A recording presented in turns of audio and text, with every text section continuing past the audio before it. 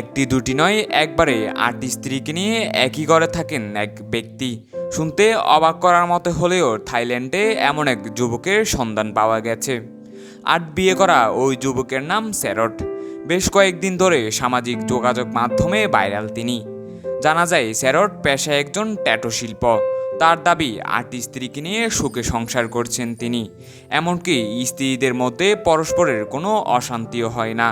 তিনি জানান ৮টি স্ত্রী তাকে খুব ভালোবাসেন, যত্ন নেন। প্রত্যেক স্ত্রীর সঙ্গে প্রথম দেখায় প্রেমে পড়েন তিনি, পরে বিয়েও করে নেন তাদের।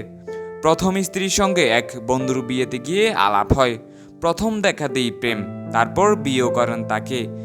দ্বিতীয় স্ত্রীকে দেখেছিলেন বাজার করতে গিয়ে, তৃতীয় স্ত্রীর সঙ্গে আলাপ হয় হাসপাতালে, চতুর্থ, পঞ্চম ও ষষ্ঠ স্ত্রীর সঙ্গে স্যারটের আলাপ হয় ফেসবুক, ইনস্টাগ্রাম এবং টিকটকে।